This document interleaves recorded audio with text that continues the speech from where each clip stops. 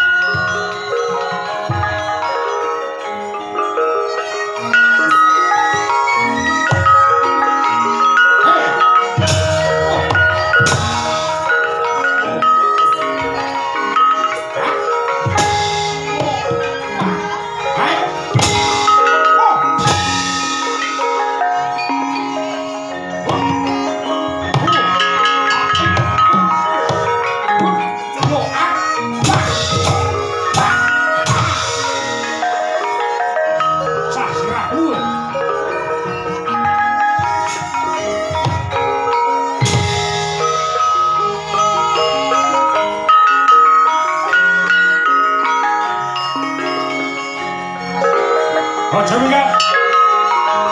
Oh. Oh. Ah. Oh. Oh. Ah. Oh. Ah. Oh. Ah. Oh. Ah. Oh. Ah. Oh. Ah.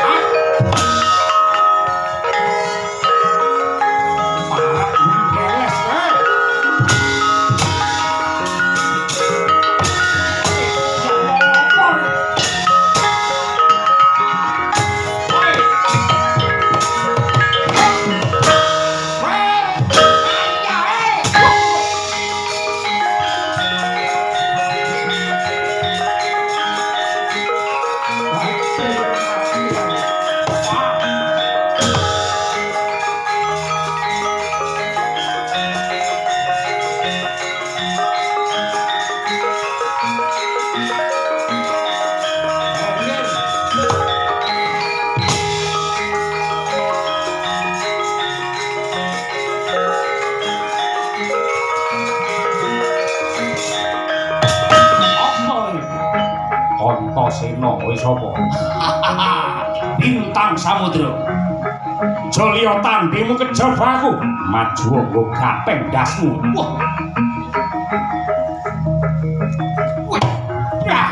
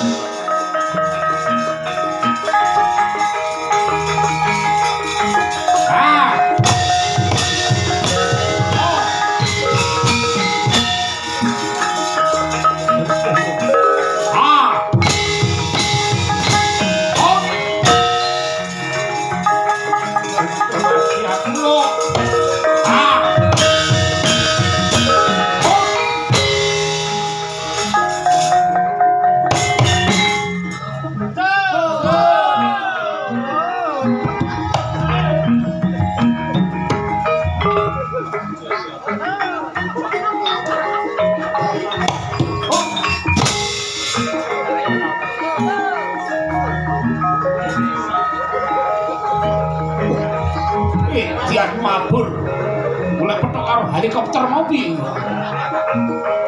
wes hop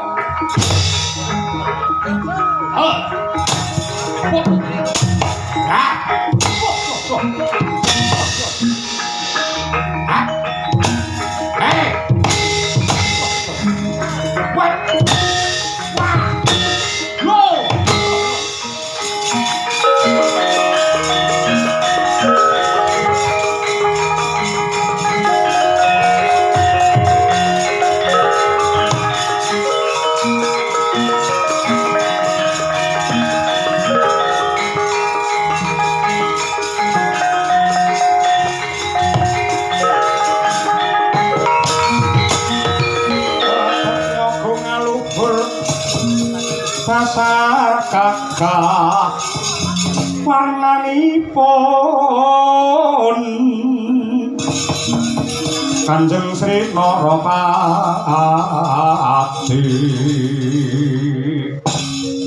Raja kang apel ratu Kontakota maningkat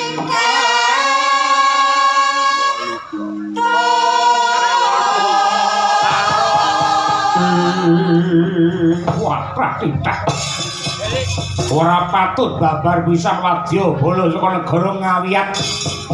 Buktine kapengkok ing Pancabaya bayane dombling jane ora patut babar pisan. Mung gunakake akal ning ora nganggo akal, mung nganggo otot ning blas ora nganggo otak. Yen caramu kaya mengkono tang lamun kowe bisa merjaya utawa nyolong wujude Janaka merga sajake alas Palasara iki kepung pipit. Ya. Padha mundura wadyabala. Ngibarate rebut balung tanpa isi. Aku sing bakal ngambah dirgantara mateng aji panglimunan. Tak golekane dhewe Janaka. Boponge ripaluwe atur kewala sembarku Bapa Durna.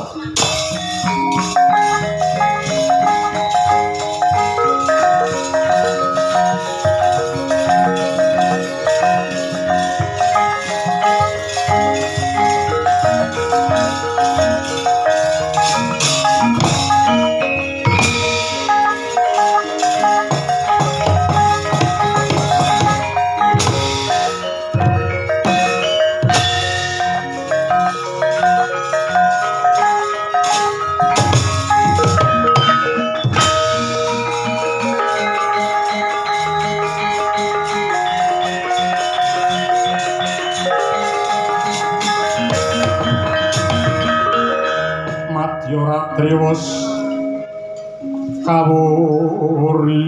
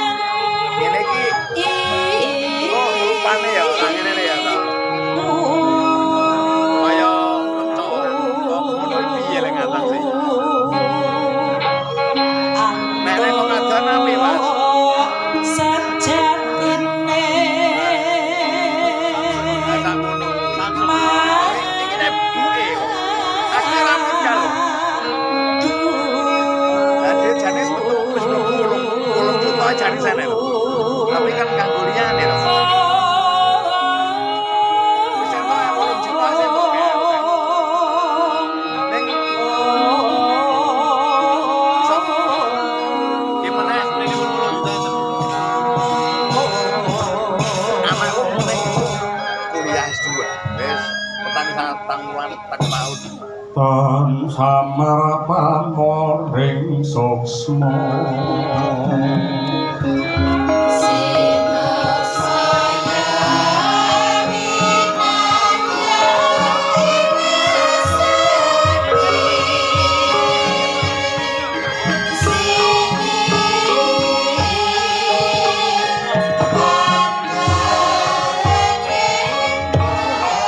madyaning wana palasara ana sorot telu ingkang manter nyodolan lah menika ta perdawani sang mangun apa ingkang bukti memplak nganti kaya kapuk gen usoni pendhita kendali sada nenggih sang Hanuman ing gagah gedhe dhuwur panenggak Pandhawa Jodipati nenggih sang Bratasena tatangkantun panengahing Pandhawa satru ing Madukara Dyan Arjuna ngeningake Kang Pancandriya kaya mati jroning urip sajroning pati liyep layaping ngaluyut pindha pecating supena diwehi kae sumusuping rasa jati-jatine pawongan tetelu hangatas mring dewane bocah handeling panalongso weninging panembah tigening pangibadah satemah weh daya kekiyatan gumuruh nenggih mahune kapandhitan saha kaprajuritan tunggal jiwa mring sang Bima miwah sang Hanuman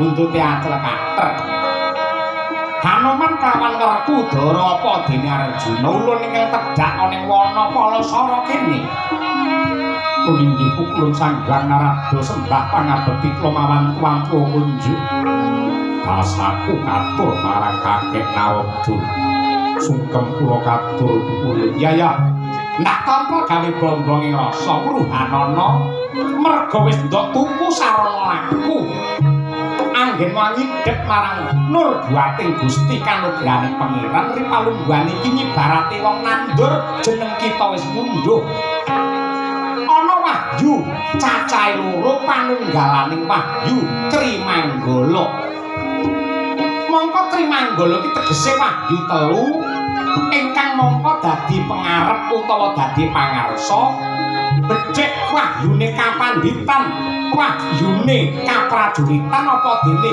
wahyune wiji ratu lan panungguhan iki wahyune kapandhitan wis setunggalan kelawan Anoman ewa dene wahyune kaprajuritan wis tunggal jiwa kelawan Si Werkudara ewadene ingkang sinebut Wahyu Wijiratu wis tinampa dening garwa Ratu Ngastina ya kuwi Dewi Banwati. Janaka aja gelo aja kuciwa. Kepeksa ripalungguhan iki jeneng kita durung antuk Wahyu Arjuna.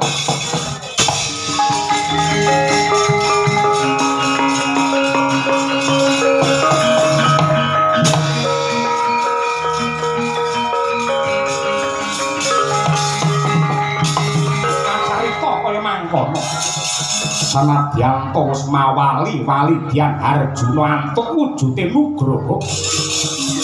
Parandening mangke boten kawis tinggal sedhik parandene malah mesem jroning Wardaya. Nderek mangayu bagya dene ingkang Raka Jodipati miwah Sang Anoman antuk nugrahaning Gusti bocah.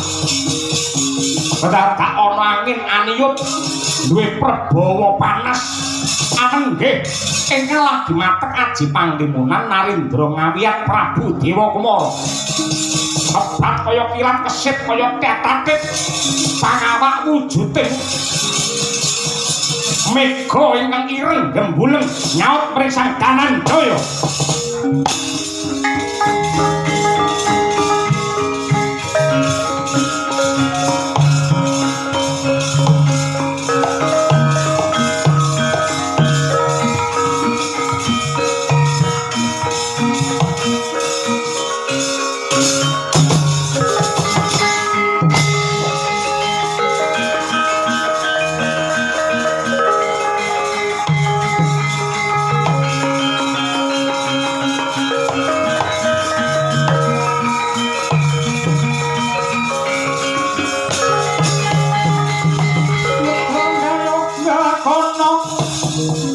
Sira Ramandaya Pati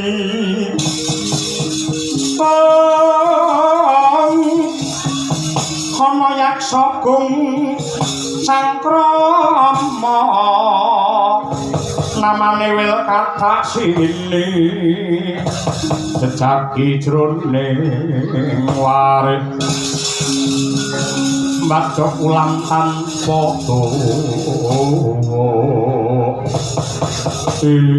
wah ladalah jagat Dewa Bathara jagat Mangestuta Dimas Werkudara pemakakan kuwi kudune pun Kakang Lamsiadi marem tentrem rasane merga wis antuk nurbuating Gusti wujude Wahyu Trimanggala. Apa kira-kira Raden Arjuna cuwa rasane gelo penggalihe. Lah kok semune iki mana kahanan ingkang ngedap-ngedapi peteng dedet limengan bareng biar padang. Raden Arjuna ora ana. Pandeng Janaka wirina wengi cedhake karo Semar Badranaya. Ayo nakokke bab iki marang Semar Badranaya. Ayo lakon piye meneh iki.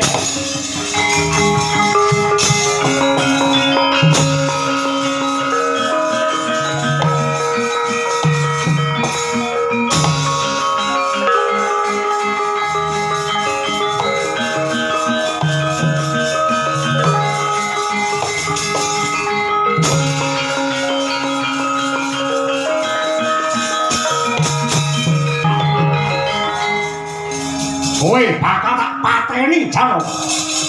Moro bagi aku patenono. Ya gene ora ketok jiwa satriyan. Yektine menungso kudu empan-papan. Kudu weruh marang kahanan yen pancen kanggo marming rasamu aku kudu mati moro gagi patenono. Kowe tek njaluk mati. Mergo urip ana donya yektine mung ngenteni timbalane Gusti. Yen piniji sewanci-wanci aja nganti mujiwani. Ndaki tembung yang mati nang kene ora ana sing nekseni. Guruku men mergo ning Ngastina.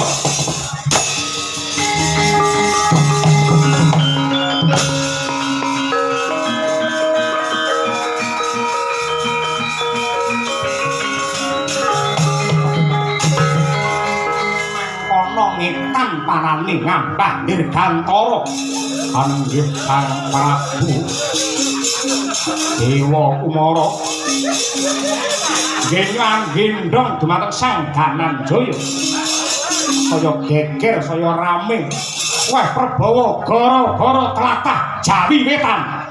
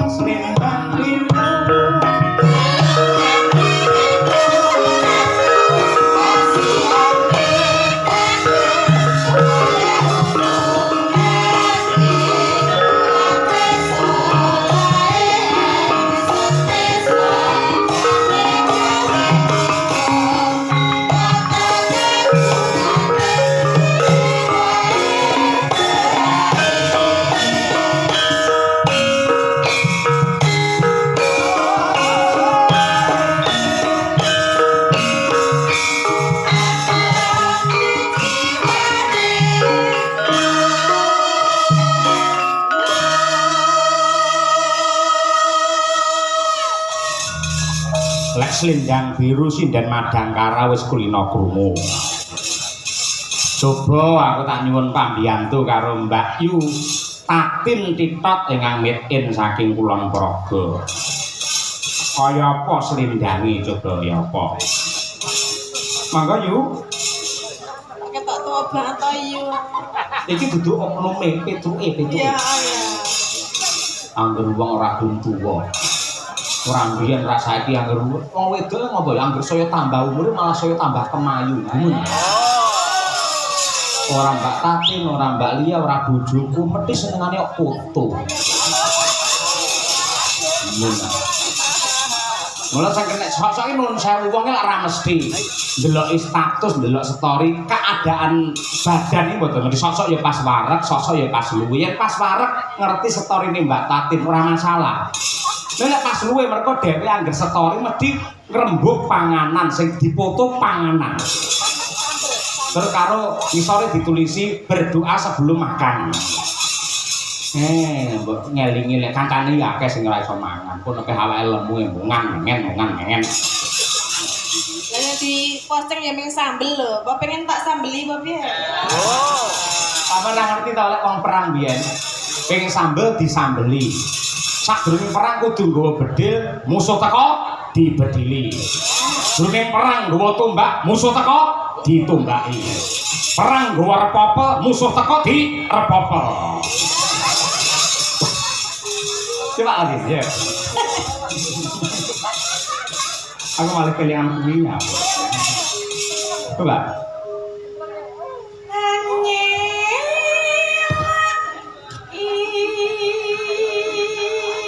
Janjimu. Janji.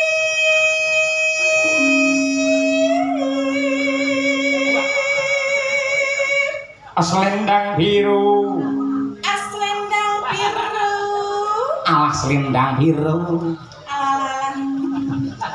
Selendang biru. Among enaki.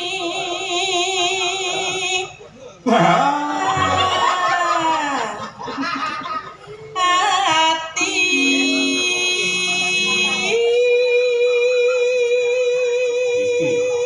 Ora tekan. Sing bener masak. Kompet. Hah? Apa? Ora. Galak enak. Piye, Mas? Ayo, ora tekan. Nora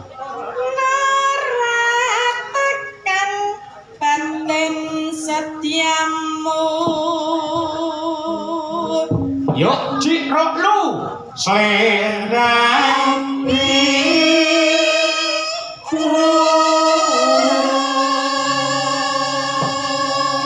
Somben ning Ponorogo tanggal 14 bintang tamune genti Mbak Tatin teng Desa Kemiri. Yen taun wingi Mbak Elisa. Pokoke desa niku gentenan. Yen ra Tatin Elisa, Tatin Elisa, Tatin Elisa wis ngono terus. Ora bareng ki wae ya, Cek. Hah? Ora bareng.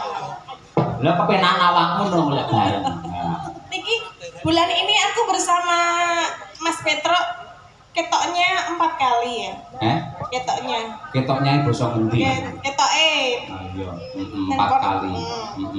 Ya semoga-moga iso lancar, engko yen ora Mbak Elisa ya awakmu, yen ora awakmu ya Mbak Elisa. Nggih, pokoke sinten mawon, sing penting semangat. Ngono iki aku merjuangi lho, Mbak. Sok-soke wong nanggap lho, bintang sinten nggih Pak Dalang anu Mbak Elisa mawon, Mbak Tatin. Anu niku pun kulino teng mriki lho, niku duwe multi talenta napa-napa apik. Niku mawon. Lah mboten niku kula mboten sah mawon jenengan tanggap, bosok ngono aku. Wong nanggapi manut karo aku. Lah yen ngono ki mbok kowe ngerti ya karo Madangkara, ngerti ya karo aku. Kan piye? Lah ganteng sing lantaran ibarate wong jalan iki jembatane aku, mbok nyawak dalang semene. Lho, tandha tarima kasih ora kudu dhuwit, dhuwit akeh tunggale digoleki kenek, liyane ya kenek. Liyane apa contone mang ngomong? Contone?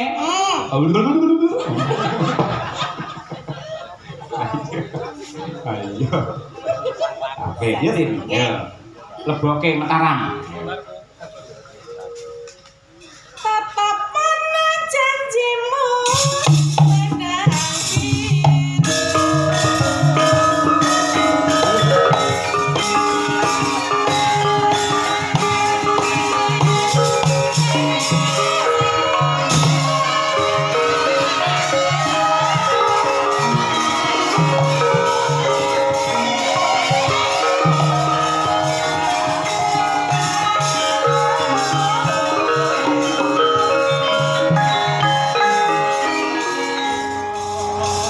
lumbung desa pratane